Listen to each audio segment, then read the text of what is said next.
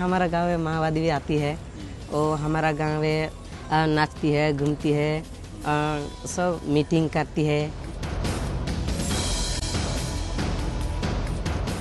I have a dream that I would like to be a doctor in my life.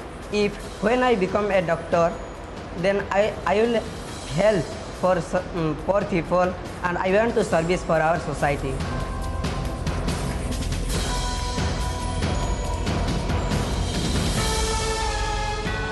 Orissa के भुवनेश्वर पहुंचने के बाद हम रुक कर रहे हैं दक्षिण उड़ीसा का आंध्र प्रदेश और छत्तीसगढ़ की सीमा से लगा उड़ीसा का ये इलाका जो आदिवासी बहुल है और ज़्यादातर नक्सलवाद से प्रभावित है। और सिर्फ इतना ही नहीं, ये सिर्फ नक्सल हिंसा से प्रभावित इलाके नहीं हैं, बल्कि ये इलाके सुर्खियों में रहते हैं अपनी गरीबी के कारण, भूख से होने वाली मौतों के कारण। क्या अब इन इलाकों में नई कोशिशें हुई हैं? क्या यहाँ भी सफलता की कुछ कहानियाँ हैं? हम जायजा लेंगे इन सब का।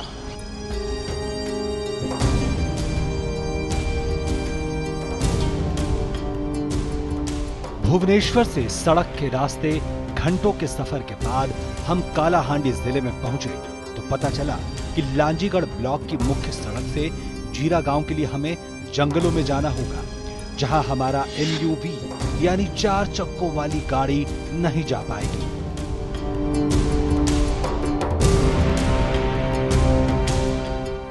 जयंत के गांव जीराव जाने के लिए यहां से आगे का सफर हम बाइक पर तय करेंगे, क्योंकि आगे का रास्ता काफी ज्यादा खराब है।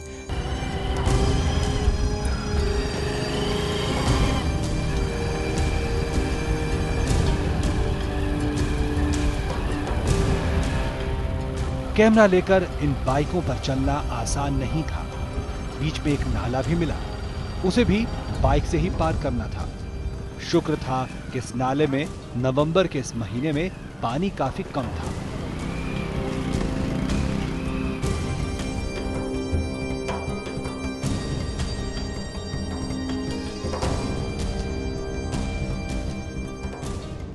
जीरा गांव, ये गांव ओडिशा के डोंगरिया कोंद प्रिमिटिव ट्राइब यानी डोंगरिया कोंद आदिम जातियों का घर है। कालाहांडी का ये जीरा गांव हमें अपनी ओर इसलिए खींच लाया है क्योंकि हमें यहीं के जयंत के बारे में भुवनेश्वर में कई कहानियां पता चली। गांव का ये जो पहाड़ डोंगर है ना, उस भीतर है हमारा गांव। कौन नहीं जा सकेगा, लेकिन कब नहीं जाएगा, हाँ कोई नहीं जाएगा। पता चला कि जयंत माझी तो मई 2014 में ही अमेरिका तक हो आया है।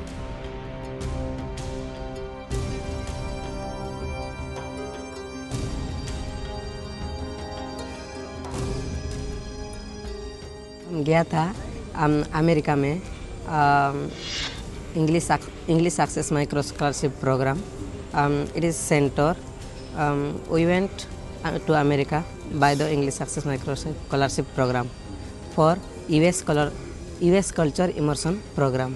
We have some examination, and then we got select from our student.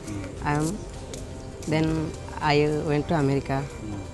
Jayant actually 2008 में आया था, तब मैं भी यहाँ ज्वाइन की थी। वो मेरा फर्स्ट क्लास का स्टूडेंट है। तो आगे बढ़ते बढ़ते मैं उसके क्लास टीचर नहीं थी, लेकिन दूसरे टीचरों के साथ वो बड़ा हुआ है। और अभी जो नवमी में पढ़ रहा है वो एक्सेस में सिलेक्टेड हुआ था। एक्सेस क्लासेस जो हमारे बच्चों को इंग्लिश पढ़ाता है, उनके आगे के जीवन के सफलता के लिए कोशिश है ये। इसके चलते हम लोगों ने एक फॉर्म फिलअप करवाया।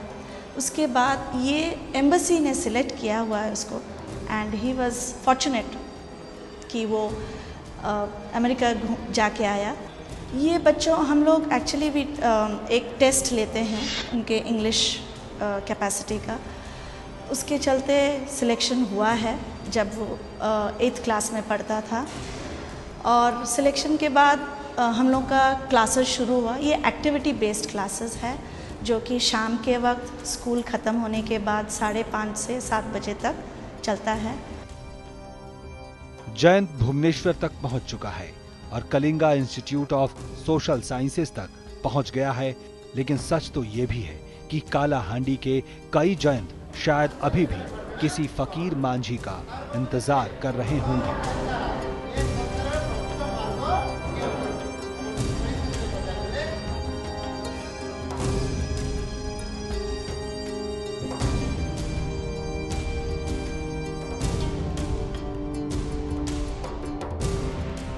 मेरा पिता माता का कुछ एजुकेशन नहीं है, वो शिक्षा क्या है उसको कुछ भी पता नहीं है। वो आपका गुजरान मेंटेन के लिए सब खेत में निर्भरशील है, वन जंगल में निर्भरशील है। वो उसका खाद्य के लिए वन जंगल में फल मूल लेके आती है, शिकार करती है। इसलिए वो मेरा पिताजी कुछ साल में केरल भी जाकर लेबरियस काम करती है। ये काला हांडी है, सुनने में ही कुछ डरावना सा लगता है। कुछ सालों पहले ये इलाका नेशनल मीडिया का चहेता इलाका था, जहां सुर्खियां मिलती थी भूखमरी से लिपटी हुई। पिछली सदी के आखिरी दशक में जब देश में आर्थिक उदारीकरण अपने पैर पसार रहा था, तो ओडिशा के इस इलाके से दिल्ली तक भूखमरी से मौतों के किस्से बार बार पहुंचते थे। जो बच्चे पढ़ रहे हैं इतना इंटीरियर से आता है, मैं जितना सुना हूँ देखा भी हूँ, वो लोग को मेन रोड पकड़ने के लिए 2 दिन चलना पड़ता है। अपना एरिया से 1 दिन चलना पड़ता है। तो उसमें तो हम लोग का कुछ करतूत नहीं है, लेकिन हम लोग उसका बच्चा को आदमी बना के छोड़ देंगे तो बच्चा फ्यूचर में जाके सरकार का साथ फाइट करके रास्ता घाट सब कुछ कर पाएंगे। कोरापुट, बोलांगीर, कालाहांडी का यह इलाका भौगोलिक दुश्वारियों से तो भरा ही है, जहां राज्य की लगभग 20% आबादी बसती है, लेकिन जहां की 70% आबादी गरीब है। ये दूसरी बात है कि गरीबी का पैमाना बदलता रहता है। यहीं की आबादी का करीब 40% हिस्सा आदिवासियों का है।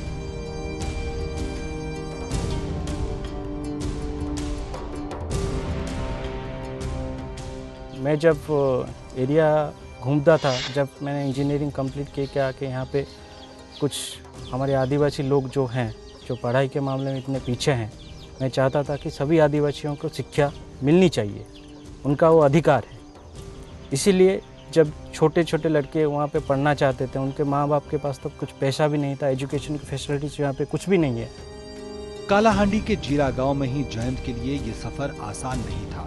उसके पिता चाहते थे कि वो घर के कामों में हाथ बटाए, मवेशियों को चराने के लिए ले जाए। ट्राइबल लोगों की यही उसका मेंटालिटी ही यही है। वो अगर वो फैमिली से अगर लड़का 8 से 10 साल हो गया तो वो चाहता है कि मेरा बेटा है, मुझसे मेरे काम में वो काम बटाए। लेकिन असल ज़िंदगी में वो नहीं चाहते कि उसका लड़का आगे जाके क्या बनेगा। कोई भी अवेयरनेस नहीं है यहाँ पे, तो उन लोगों को और आगे बढ़ना है। लेकिन एक मुद्दा हमारे सामने बार बार आ रहा था कि माओवादी यानी नक्सलवाद प्रभावित इस इलाके में विकास कितना प्रभावित होता है, या कहें हो रहा है, या फिर मुख्य धारा में शामिल होने की कोशिश ने नक्सलवादियों को पीछे धकेल दिया है और वो कुछ हिस्सों तक ही क्या अब सिमट कर रह गए हैं। We have a lots of activities in there. We know about America, but like their culture, their traditional and their lifestyle, and we got more things about America, like their historical monuments and their historical places, and जो sir जो freedom fighters का statue प्रतिमूर्ति हम देख लिया था, and like statue of liberty का, and जो वाइट हाउस है वहाँ पे जो राष्ट्रपति का जो बासभवन है, और वो सब हम देखा वहाँ पे। I learn from that programme. First is confident, how to confident myself, and I learn how to speak in English, how to we can speak in English with others, and how to I can talk with strangers people. ये तो मतलब बहुत गर्व की बात है। जहाँ जो एरिया से वो आया है वहाँ पे टेलीफोन लगता नहीं है। वो जो गांव के एक पहाड़ के ऊपर रहते हैं तो उनको नीचे कुछ अराउंड 30 किलोमीटर्स नीचे आना पड़ता है फ़ोन लगने के लिए। टेलीफोन टावर भी वहाँ पे नहीं है। उसके माँ बाप जो आए थे वो जाने से पहले कुछ दिन यहाँ पे स्कूल में थे, तो मतलब बहुत उनको देखने से ही लगता है कि कितने रिमोट प्लेसेस से आए हैं, बहुत गरीब हैं, उनको मतलब कुछ पता नहीं। तो जब ये जाने वाला था तो वो लोग बोले कि हम लोग थोड़ा छोड़ने जाएंगे एयरपोर्ट, क्योंकि कभी विमान देखा नहीं और वो इतना छोटा सा है, उसमें कैसा जाएगा बेटा हमारा, कैसा घुस के बैठ सकता है, क्योंकि हमेशा उन्होंने ऊपर से देखा है कि बहुत छोटा है, तो इतने छोटे जगह से जाएगा कैसा बेटा हमारा। जयंत तो बहुत अच्छा लड़का है। यहाँ पे जब उनके पिता यहाँ पे लेके आए थे कि इसको पढ़ाना है, ठीक है, जो भी आदिवासी लड़के हों उनको हम मतलब पढ़ाना चाहिए। खुद को भी जहाँ पे हॉस्टल्स हो, जहाँ पे फैसिलिटीज हो, यहाँ पे आप देखते हैं ये मतलब माओ प्रोन एरिया है। यहाँ पे माओवादियों की भी मतलब ज़्यादा क्या बोलते, यहाँ पे ज़्यादा एक्टिविटीज़ ज़्यादा होते हैं। तो कुछ लड़के लोग जहाँ पे 8 to 9 में यहाँ पे पढ़ते हैं, उन लोगों को क्या करते हैं, वो मानो सिंपल जाके वहाँ पे कैप्चर कर देते हैं। तो ज़्यादातर लड़के लोग यहाँ पे आदिवासी लड़के लोग वो माओवादी भी बन जाते हैं। तो हमको क्या करना है सर, इनको एजुकेशन देना है। एजुकेशन देने से क्या होगा कि ऑटोमेटिकली अवेयरनेस क्रिएट होगा। अवेयरनेस क्रिएट होने से कुछ कुछ जो सरकार की सुविधाएं हैं वो लोग खुद अपना अधिकार के लिए वो खुद लड़ सकेंगे। हम लोग सबको पता है आदिवासी लोग अपना अपना जीवन अपना अपना स्टाइल में प्रकृति के साथ निभाते हैं, वो किसी को केयर नहीं करते हैं। शिक्षा का अर्थ सब जो अभी चल रहा है, अच्छा काम मॉडर्न एज में, उसका क्या अच्छा है बुरा है उन लोग को उतना पता नहीं होता था पहले। इसलिए जब हम लोग इसको पहले शुरू किए 92-93 में, उस टाइम इतना मुश्किल था।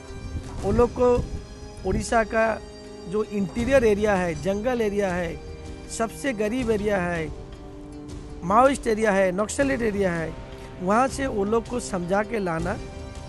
भुवनेश्वर की कीस संस्थान की क्लास 7 में पढ़ने वाली छात्रा मागादाली, क्लास में वो बहुत अच्छी नहीं तो उसका प्रदर्शन खराब भी नहीं है। कहते हैं वो अक्सर चुप चुप से रहती है। मागादाली कैमरे को देखते ही पता नहीं क्यों अपने को छुपाती है। ये बात साल 2008 की है। उड़ीसा के ही सुंदरगढ़ जिले का टोपाडीह गांव, इसी गांव में मागादाली रहती थी। मजबूर गांव वालों के पास चारा कुछ नहीं था। ऐसे में गांव के सरपंच से नक्सलियों की किसी मुद्दे पर कहासुनी हुई। उन्होंने पहले मेरे पिता से पानी मांगा, फिर पता नहीं क्यों मेरे पिता को जंगल में ले जाकर बांध दिया। बाद में उन्होंने मेरे पिता को मार दिया।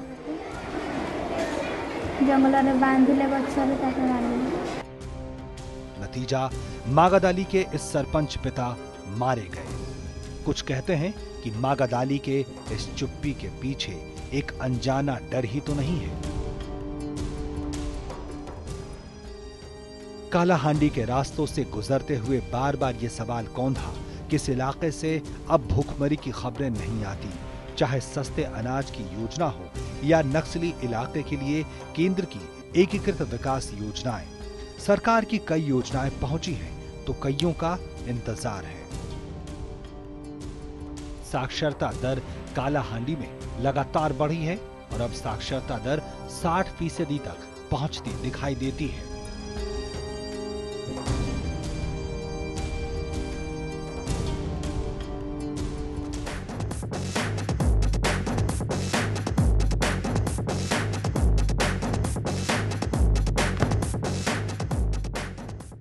साल 2010 चीन के ग्वांगजू में हुए एशियाई खेल। यह है उस वक्त की भारतीय रग्बी महिला टीम की तरफ से भाग्यलक्ष्मी बारिक। मैं गांव से भुवनेश्वर आई। गांव से ये एनवायरनमेंट थोड़ा डिफरेंट है। और दूसरी बात मुंबई, जो कि मैं टीवी में देख रही थी मुंबई, लेकिन अभी मैं सच में जाऊंगी मुंबई। वो थोड़ा मतलब इंटरेस्ट जो मतलब सर ने जो कह दिया वो मन में एकदम आ गया कि मैं खेलूँगी तो जाऊँगी रग्बी मैच खेलने के लिए मुंबई। तो वही इंटरेस्ट में मैं 1 महीने के अंदर मेरे को सिलेक्शन मिला इधर से मुंबई जाने के लिए। उधर से मेरे को सिलेक्ट इंडियन मतलब कैंप के लिए मेरे को सिलेक्शन मिला। उसके बाद 1 साल के बाद 6 महीने में कैंप में रुकी पुणे में बालेवाड़ी स्टेडियम। उसके बाद मैं इंडियन टीम में एशियन गेम्स के लिए खेलने गई। भाग्यलक्ष्मी ने काफी देर से यानी 12वीं क्लास के बाद खेलना शुरू किया, लेकिन जल्दी ही उसने रग्बी में नई ऊंचाइयों को छुआ। फर्स्ट बात है कि मतलब मैं थोड़ा लेट में स्टार्ट किए रग्बी। मेरा जब +2 लेवल मेरा कॉलेज +2 फर्स्ट ईयर सेकेंड ख़त्म हुआ, उसके बाद जब मैं ग्रेजुएशन में फर्स्ट ईयर आई उस टाइम में रग्बी खेलना स्टार्ट किए। ट्राइबल बच्चे लोग का देखिए, उन लोग का स्टैमिना और स्ट्रेंथ बहुत ज़्यादा होता है। स्ट्रेंथ उसका और स्टैमिना, वो जितना भी भागेंगे जितना भी खेलेंगे उनका स्टैमिना कम नहीं होता है। और उन लोग का स्ट्रेंथ भी ऐसा होता है जो हम उसका फ़ायदा हम उठाते हैं सारे गेम में। जैसे रग्बी देखिए, कबड्डी देखिए, फुटबॉल देखिए, इसमें हम उन लोग का स्ट्रेंथ और स्टैमिना को देखते हैं और स्पीड, उनका स्पीड सबसे ज़्यादा हमको सपोर्ट करता है। ट्राइबल बच्चे लोग का स्पीड ज़्यादा होता है।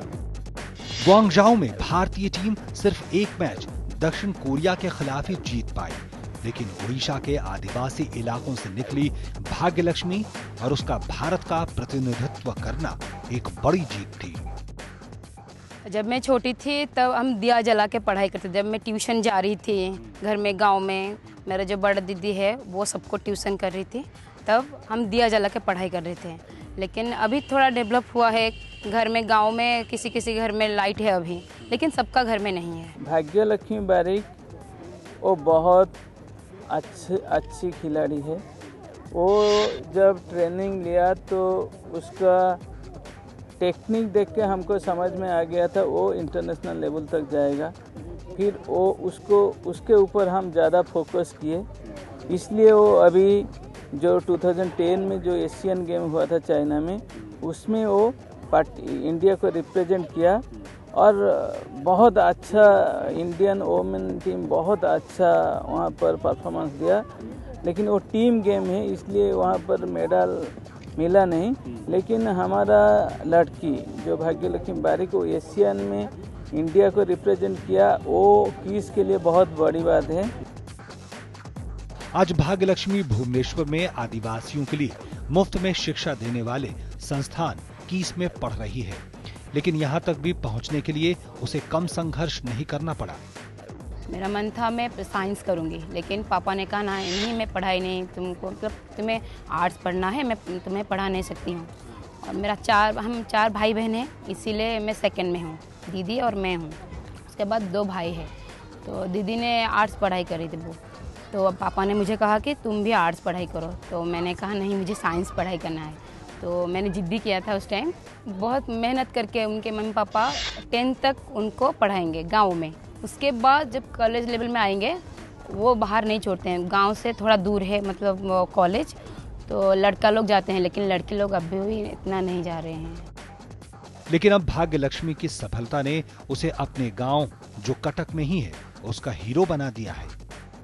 मुझे पहले उड़ीसा में रग्बी डेवलप करना है, क्योंकि उड़ीसा के अलावा अगर उड़ीसा में ही रग्बी डेवलप है लेकिन ओनली कीस में, और कोई डिस्ट्रिक्ट में इतना डेवलप नहीं है। तो मैं चाहती हूँ कि इंडिया में जितने सारे स्टेट्स है वो सारे डिस्ट्रिक्ट और सारे स्टेट में रग्बी डेवलप हो। वो लड़की ट्राइबल कम्युनिटी का है, बहुत गरीब लड़की है।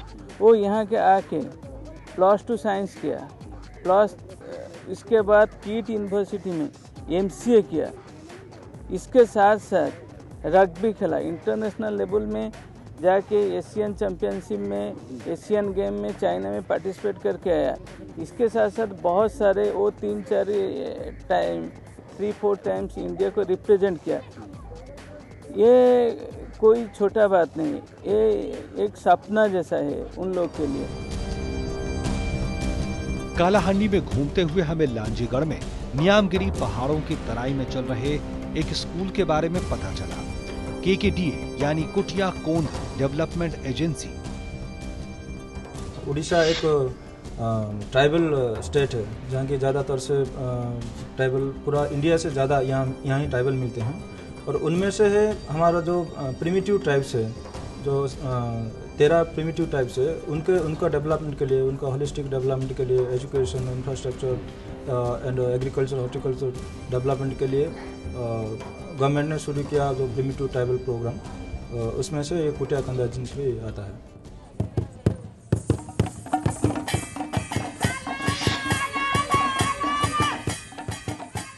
सौभाग्य से हमें इस इलाके के आदिम आदिवासियों के लोक नृत्य की झलक मिली। हमने इसे भी अपने कैमरे में खूब उतारा।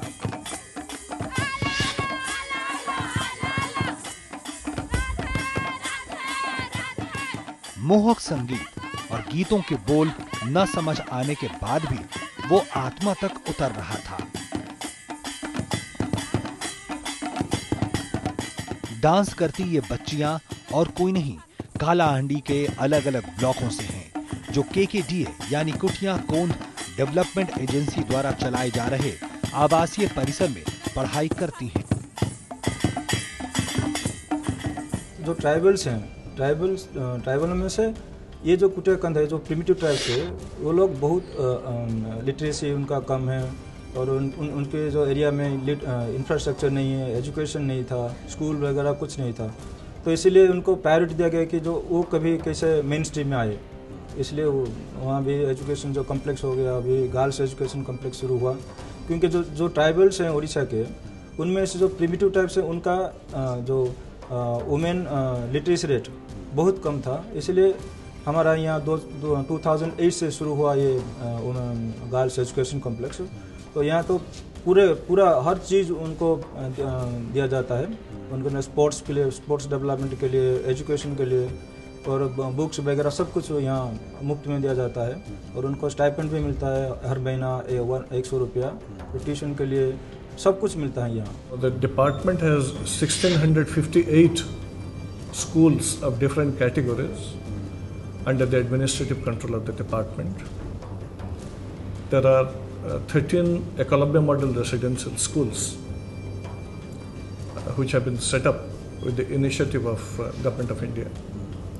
We also have 19 educational complexes in micro-project areas for the PVTGs, particularly vulnerable tribal groups.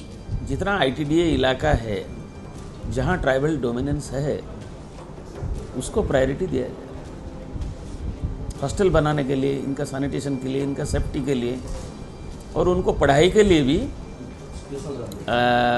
Special उनको दे रहा है, स्कॉलरशिप ज़्यादा दिया गया है, और टेक्स्ट बुक सब फ्री है, और ड्रेस से लेके साइकिल तक ये सब जो प्रोग्राम है, खाना भी MDM भी है, न्यूट्रिशन फूड कैसे होगा, जहाँ सेंटर और स्टेट की बात है, जितना आता है जो रेशियो में आना चाहिए उनसे ज़्यादा भी उड़ीसा गवर्नमेंट इन्वेस्टमेंट कर रहा है, तो कैलोरी और प्रोटीन ज़्यादा देने के लिए। ये एक आवासीय स्कूल है जहां बच्चियां पढ़ती हैं और खाना रहना जैसी बुनियादी सुविधाओं को जुटाने की कोशिश की गई है।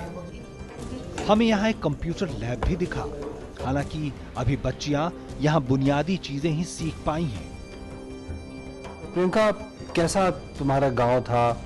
गांव से फिर यहाँ पढ़ने के लिए आई, कैसा लगता है? हमारा गांव थोड़ा सा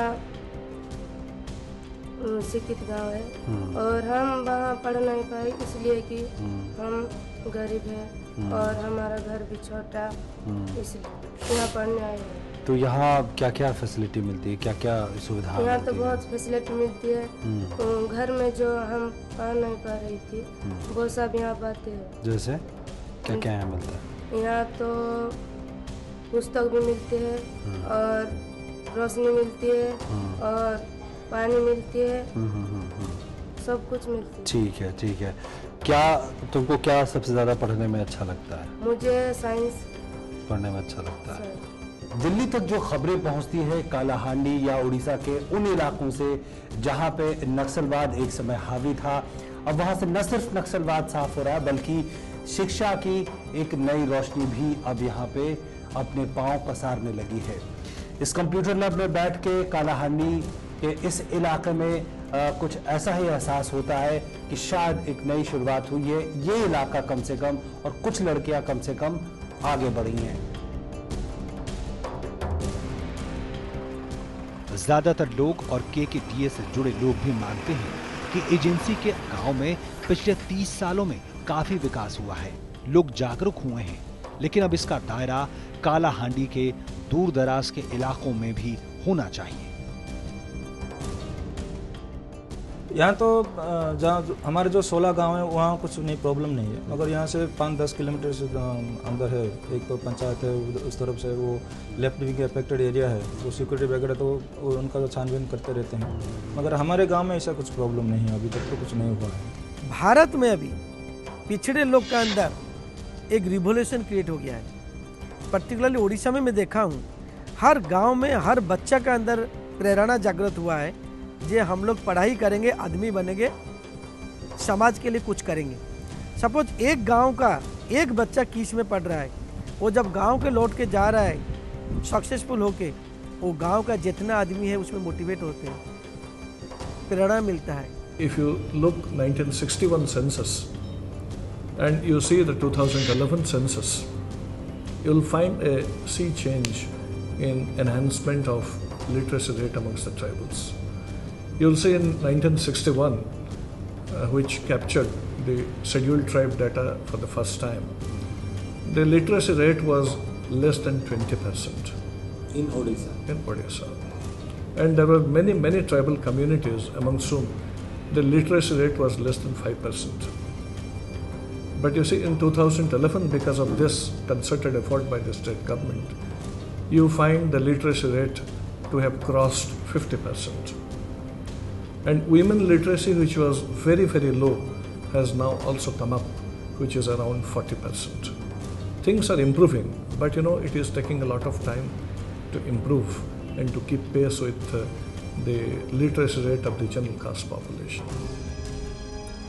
जयंत के गांव में अभी भी बिजली नहीं पहुंच पाई है, लेकिन जंगलों के बीच पहाड़ों पर बसे कई बच्चों को अब जयंत की कहानी का पता है। आज कालाहांडी के हजारों बच्चे यहाँ से दूर दूसरे शहरों में पढ़ाई कर रहे हैं। कुछ यहीं के स्थानीय आश्रम या एकलव्य स्कूलों में पढ़ रहे हैं और उम्मीद है कि कालाहांडी एक बार फिर सुर्खियां बटोरेगा, लेकिन अच्छी वजहों से।